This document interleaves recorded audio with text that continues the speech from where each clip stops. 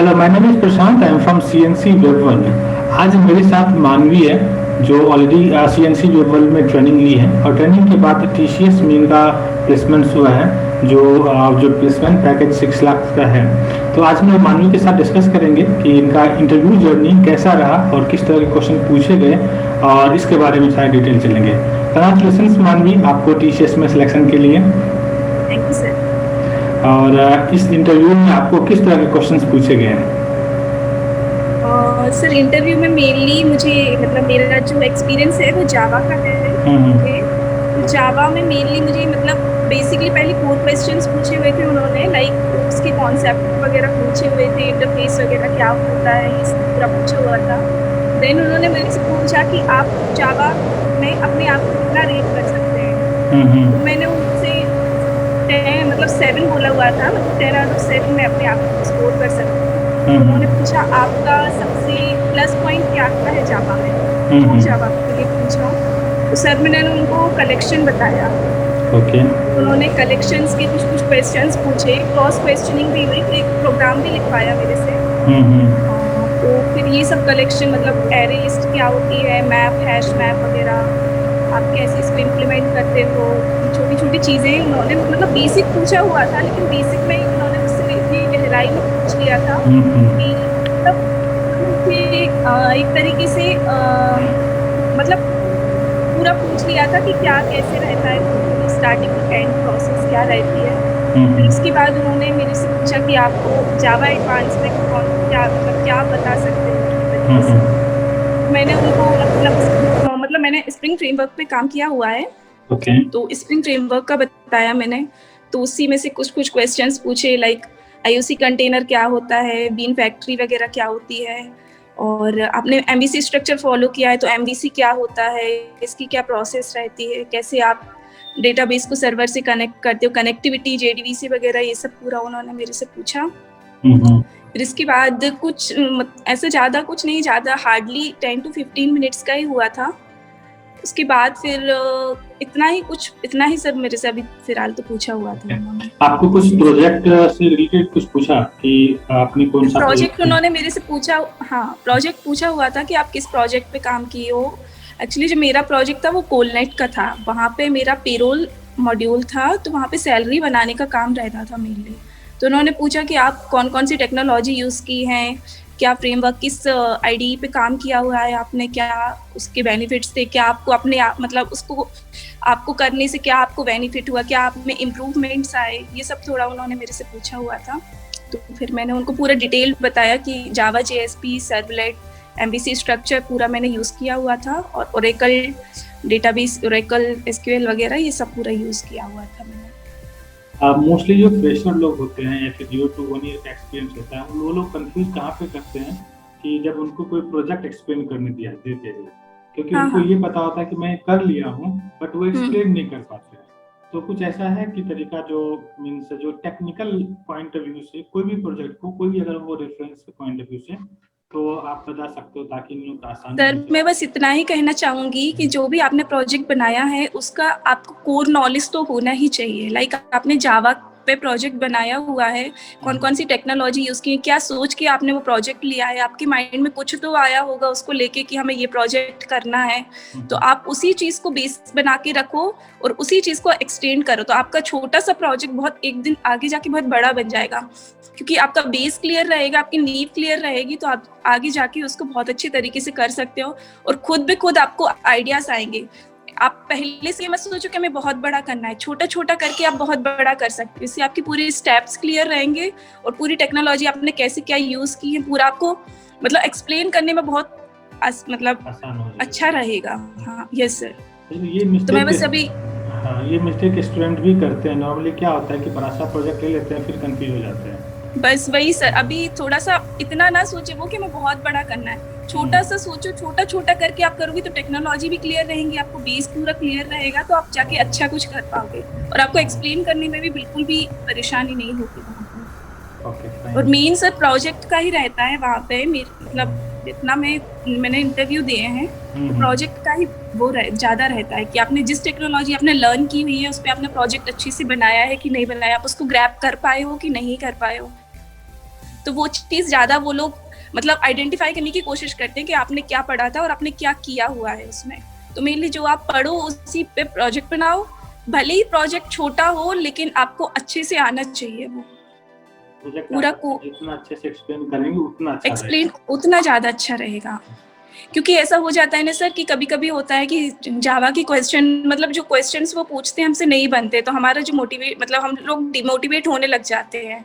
लेकिन अगर वो प्रोजेक्ट हमारा तो प्लस पॉइंट ही है, मतलब अपन को ये तो पता है कि प्रोजेक्ट का तो वो पूछेंगे ही अपन से। तो प्रोजेक्ट को ऐसा करके रखो कि वो कुछ भी पूछे प्रोजेक्ट में तो हम तुरंत ही बता दें। तो उससे थोड़ा-सा अपना मोटिवेशन भी बढ़ता है और सामने वाले को भी लगता है कि हाँ, इसको अपन को लेना चाहिए, पर इसको आती हैं ये सब चीज़ें। तो यहाँ पे एक और चीज़ प्रॉब्लम होता है कि प्रोजेक्ट हम बना लेते हैं बट जिसका कम्युनिकेशन अच्छा नहीं होता है तो फिर वो एक्सप्लेन नहीं कर पाते हैं। Yes sir. तो अभी के टाइम पे जैसे आपने इतना इंटरव्यू दिया है, जो भी mid size company, MNC company सारे में दिए हो इंटरव्यू, तो कम्युनिकेशन स्किल्स कितना इम्पोर्टेंट है अच्छे पैकेज के लिए? सर कम्युनिकेशन तो सर इम्पोर्टेंट है क्योंकि आज जो है एक अपनी इमीडिएटर लैंग्वेज जो है वो सर इंग्लिश ही है। क्योंकि यहाँ पुणे हो गया, मुंबई, बेंगलोर, ये सबको अपनी अपनी मतलब मदर टंग ही आती है, लेकिन जो इंग्लिश जो है ना वो एक मतलब इंटरमीडिएट लैंग्वेज ही हो जाती है। तो अपन को कम्युनिकेशन तो रखनी ही है, मतलब अगर आपको नहीं आती है तो आप उस पर वर्कआउट करो, क्योंकि कम्युनिकेशन मेरे हिसाब से तो ज़रूरी रहती है। एटलीस्ट इतना कि आप सामने वालों से मतलब बात कर पाओ, कम्युनिकेट कर पाओ इंग्लिश में, अपनी बात रख पाओ सामने वालों से। इनिशियली तो मैं अभी सर इतना ही बोलूँगी, क्योंकि इंग्लिश में तो स्टार्टिंग में सर मुझे भी प्रॉब्लम हुई थी, बट मैंने सीएनसी ज्वाइन किया, वहाँ पे बहुत सारी मतलब मुझे क्लासेस मिली, बहुत सारा मुझे बेनिफिट भी मिला। वहाँ पे इंग्लिश की क्लास भी सर आप लोगों ने कंडक्ट कराई हुई, तो उससे भी मुझे बहुत बेनिफिट मिला है। तो धीरे धीरे करके सर उससे भी कॉन्फिडेंस बढ़ता जाता है। आप ये नहीं सोचो कि आप क्या कुछ अलग से प्रिपरेशन किए थे? क्या सर?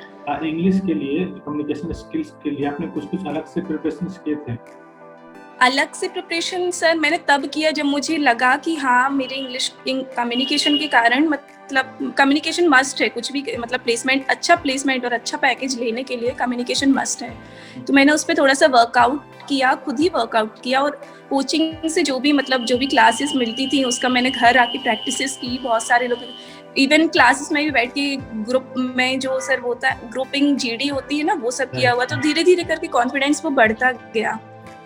तो सर मैं तो यही बोलूँगी कम्युनिकेशन इम्पोर्टेंट है, लेकिन अगर मतलब जिसकी कम्युनिकेशन वीक है तो वो ये ना सोचे कि मैं कुछ नहीं कर सकता हूँ।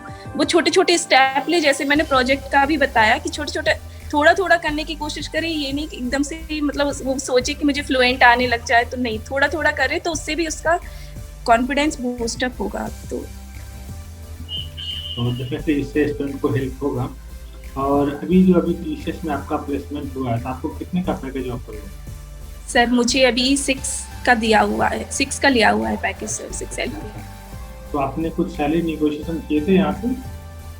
हाँ सर, सैलरी थोड़ा सा मैंने किया हुआ था। एक्चुअली मेरा जो प्रीवियस कंपनी था वहाँ 3.5 का मेरा पैकेज था, तो यहाँ पे वो ना 5 का ही दे रहे थे वो, बट मुझे उतना नहीं लग रहा था, मैं सेटिस्फाइड नहीं थी। तो मैंने उनसे 6 का बोला, मैंने कहा एटलीस्ट आप 6 कीजिए, तो उन्होंने मुझे मना कर दिया। फिर 2 दिन बाद ही उनका कॉल आया, बोले कि ठीक है आपको 6 ऑफर कर देते हैं। और फिर वो मेरे से पूछे आप कब ज्वाइन कर सकते हो, तो मैंने कहा मैं इमीडिएट ज्वाइन कर सकती हूँ। तो फिर 6 LPA हो गया था। तो इसमें नेगोशिएशन करने में क्या कुछ है कि किस? तो नेगोशिएशन में ये रहा, मैंने उनसे बोला कि मतलब मेरे एक्सपीरियंस के हिसाब से, इवन मेरा जो ऐसा इंटरव्यू हुआ है आप उसके अकॉर्डिंग ही मुझे जज करें। मेरा जो इंटरव्यू हुआ है और मुझे जो टेक्नोलॉजी आती है, अगर आपके प्रोजेक्ट फुलफिल होती हैं तो फिर आप देख लीजिए, अदरवाइज मैं मतलब 5 में मैं नहीं कर पाऊंगी, क्योंकि मेरे पास ऑलरेडी मैं HCL में भी प्लेस्ड हूँ। वहाँ पर मुझे 7 का पैकेज मिला है इनिशियली, बट मुझे वो एज अ फ्रेशर काउंट कर रहे हैं। तो मुझे एज अ फ्रेशर नहीं जाना है, क्योंकि वहाँ नेटवर्किंग फील्ड भी है जो मुझे सूटेबल नहीं है, क्योंकि मैं डेवलपर ही रही हूँ। तो मुझे सर वो मैंने मना कर दिया। फिर मैंने उनको बताया कि मुझे 7 लाख का पैकेज मतलब मेरे पास है। तो उनको शायद लगा होगा कि हाँ हो सकता है हो। उन्होंने इवन मेरे से स्क्रीनशॉट भी शेयर करने के लिए बोला तो मैंने उनके साथ शेयर भी किया स्क्रीनशॉट। फिर सर 2 दिन बाद उन्हीं का कॉल आया कि आप प्लेस्ड हो, आपको 6 का मैं ऑफर कर देता हूँ। फिर उन्होंने ये भी पूछा आपको तो ज़्यादा मिल रहा है, आप कम का क्यों ले रहे हो? तो फिर मैंने कहा वहाँ पे मुझे एज अ फ्रेशर ले रहे हैं तो मुझे जाना नहीं है, एज अ फ्रेशर और नेटवर्किंग फील्ड में नहीं मुझे एंटर करना है। तो फिर वो बोले कि ठीक है। तो एक चीज़ यहाँ पे अच्छी बात जो आपने किया, जैसे मान लो कि उसने पैकेज 5 का बोला और आपने बोला कि मुझे 6 चाहिए, तो यहाँ पे आपने ये बताया कि नॉर्मली मैं भी सेशन लेता हूँ तो स्टूडेंट्स को मैं यही बताता हूँ कि पहले कंपनी को समझो, कंपनी के रिक्वायरमेंट को समझो और कंपनी को क्या चाहिए, वो स्किल अगर आप में है तो कंपनी कैसे भी आपको पैकेज देगी। बिल्कुल सही सर।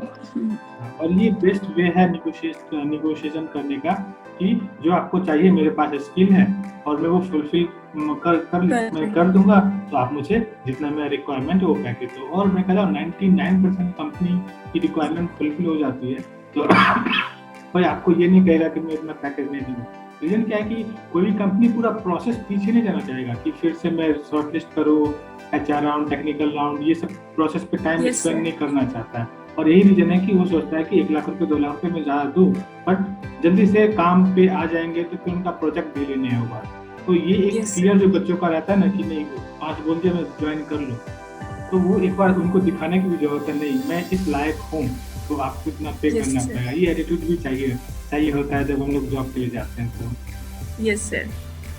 अभी नॉर्मली कोविड के बाद जो है लोगों को ये लगने लगा है कि जॉब मिलना डिफिकल्ट है, बट मुझे तो कभी नहीं लगा है कि CNC से हर मंथ, अभी खासकर जब से ऑनलाइन हुआ है हमने ऑल ओवर इंडिया का जो है इंटरव्यू कॉल्स प्रोवाइड करना स्टार्ट किए हैं, तो एवरी मंथ 15 to 20 लोग प्लेस्ड होते हैं जो अच्छे पैकेज के साथ प्लेस्ड होते हैं।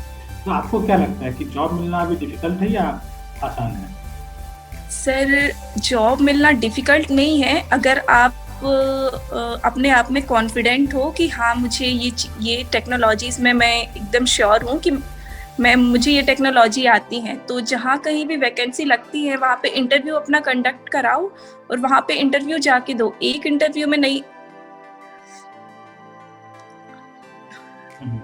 यस सर, तो एक इंटरव्यू में नहीं होता, वहाँ से एक्सपीरियंस ही मिलता है। अगर अपन अपना नहीं भी होता है तो एक्सपीरियंस ही मिलता है। तो ऐसे में अपन को डिमोटिवेट नहीं होना चाहिए अपन को बिल्कुल भी। और मैं तो ये कहूँगी सर डिफिकल्ट नहीं है अगर आप एक्सपर्टीज हो किसी भी चीज़ में, किसी भी टेक्नोलॉजी में, किसी भी चीज़ में अगर आप एक्सपर्ट हो तो फिर जॉब मिलना मुश्किल नहीं है। तो इसीलिए सर अपना एक पॉइंट इतना स्ट्रॉन्ग रखो कि कहीं भी कुछ भी ऐसा इंटरव्यू, कभी भी कोई भी सिचुएशन आ जाए तो इस चीज़ को लेके मैं कभी भी इंटरव्यू दे सकती हूँ, कभी मुझे इंटरव्यू मिल सकता है। तो मेनली ये कि किसी भी चीज़ में कॉन्फिडेंट रहो, किसी भी टेक्नोलॉजी में एकदम कॉन्फिडेंट रहो आप, तो जॉब मिलना बिल्कुल भी मुश्किल नहीं है। और आपने यहाँ पे CNC में कौन सा कोर्स किया था? सर मैंने वहाँ पे इंडस्ट्रियल ट्रेनिंग की हुई थी। 6 मंथ का कोर्स था। 6 मंथ का जो कोर्स क्या था, क्या आपको वर्क लगा था यहाँ पे सीखने को आपको मिला? यस सर, बहुत यस सर वर्थ ही था सर। वहाँ पे मैंने सबसे पहले कोर जावा किया हुआ था, उसके बाद एडवांस जावा 15 से 20 दिन ही हुआ होगा। देन मैंने इंटरव्यूज देना स्टार्ट किया ये सोच के कि मैं अभी दूंगी तब जाके मैं आगे जाके और मतलब मुझे बेनिफिशियल रहेगा, क्या क्या डिफिकल्टीज आती हैं। तो सर मेरा 15-20 दिन मतलब 2-3 इंटरव्यू देने के बाद ही मेरा ईस्ट इंडिया इन्फोटेक में सिलेक्शन हो गया था सर। मतलब कोर्स पूरा होने के पहले ही मेरा जो है वो सिलेक्शन हो गया था और वहाँ से मुझे बहुत बेनिफिट मिला। CNC वेबवर्ल्ड से जो इंडस्ट्रियल ट्रेनिंग ज्वाइन की हुई थी, कोर जावा की कॉन्सेप्ट जो है बहुत अच्छे से क्लियर हो गए थे और जो मेनली मेरे इंटरव्यू में वही काम आए मुझे। फिर उसके बाद एडवांस जावा का भी उन्होंने पूछा हुआ था तो वहाँ पे कुछ बता पाई मैं, क्योंकि मेरी ट्रेनिंग पूरी नहीं हो पाई थी। बट धीरे धीरे करके फिर वो कंप्लीट करने के बाद सर मेरा कोर्स कंप्लीट करने से पहले ही मेरा हो गया था। तो एक लास्ट क्वेश्चन, जो अभी के जो फ्रेशर्स जो रहते हैं, जो अभी जॉब के लिए जा रहे हैं, तो उनके लिए कुछ चेकलिस्ट है आपके पास कि ठीक है चलो आप ये प्रिपरेशन करके जाओ ताकि जॉब आपके लिए आसान हो जाएगा? यस सर, मैं यही अगर कोई भी टेक्नोलॉजी में जैसे किसी को जॉब के लिए जाना है तो उस टेक्नोलॉजी का मतलब जैसे आपको जावा ही आती है तो जावा के जो कोर पॉइंट्स रहते हैं आप उसको करके जाओ। और अगर जैसे आपको कुछ में कंफ्यूज हो रहे हो तो एक दो टॉपिक्स ऐसे करके लाइक कलेक्शन हो गया, जावा के लिए बता रही मैं, कलेक्शन हो गया और ये इंटरफेस वगैरह हो गया, और जो कुछ भी मेन पॉइंट्स रहते हैं आप उसको 100% पढ़ के जाओ, पूरा अच्छे से पढ़ के जाओ। और उनको वो कब ऐसा इंटरव्यू में ऐसा पॉइंट आ ही जाता है कि अपना खुद से बोलने का मौका मिलता है कि सर आप इसमें से पूछ लीजिए। तो अपना एक पॉइंट ऐसा रखो कि अच्छे से प्रिपरेशन 100% श्योर रहो कि हाँ इसमें से कुछ भी पूछेंगे तो मैं आ जाएगा, जिससे अपना कॉन्फिडेंस भी बढ़ेगा और सामने वालों को समझने में भी आसानी होगी। तो सर मैं यही कहूँगी सबसे कि अपना जितना भी बेस्ट दो, जितने बिल्कुल भी डिमोटिवेट होने की कोई वो नहीं, मतलब मोटिवेट नहीं होना है। अगर रिजेक्शन मिल भी रहे हैं तो आप ये सोचो कि मुझे सिलेक्शन के लिए रिजेक्शन मिल रहे हैं, क्योंकि जितने भी रिजेक्शन होंगे उससे आप कुछ ना कुछ सीखेंगे ही।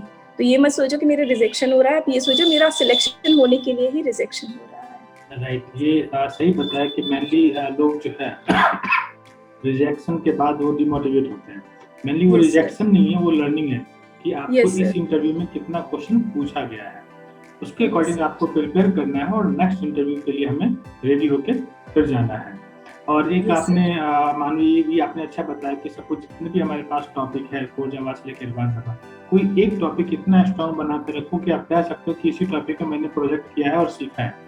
उस क्वेश्चन से अगर सपोज 10 क्वेश्चन किए तो 10 में से 10 आंसर करो, रिमेनिंग आप 2-4 आंसर नहीं भी करते तो सिलेक्शन के चांसेस बढ़ जाते हैं। ये भी आपने बहुत अच्छा बताया, सारे स्टूडेंट्स को डेफिनेटली हेल्प हो जाएगा।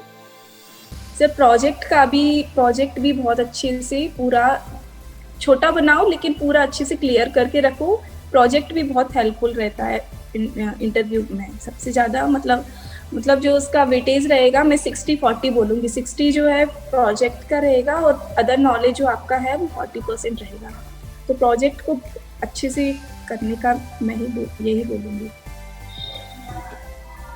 थैंक यू सो मच मानवी, आपने टाइम दिया और मीन्स आपके जो एक्सपीरियंस है, ये सारे एक्सपीरियंसेस सीएनसी के जो कमिंग स्टूडेंट है या फिर जो भी ट्रेनिंग ले रहे हैं, इन लोगों को डेफिनेटली हेल्प हो जाएगा कि किस तरह से इंटरव्यू पूछा गया, किस तरह से आपने सैलरी की बात की, किस तरह से कम्युनिकेशन पे आपने वर्क किया। और उससे में भी हो सकता है जैसे आपने विदिन जैसे कोर्स चल ही रहा था तभी आपको जॉब मिल गया, ऐसे ही हम लोगों का टारगेट रहता है कि विदिन कोर्स सबको जॉब मिल जाए तो ज़्यादा आसान होगा और ये इंटरव्यू उन लोगों को डेफिनेटली हेल्प मिलेगा। Yes, sir. Thank you so much, Manvi. See you soon.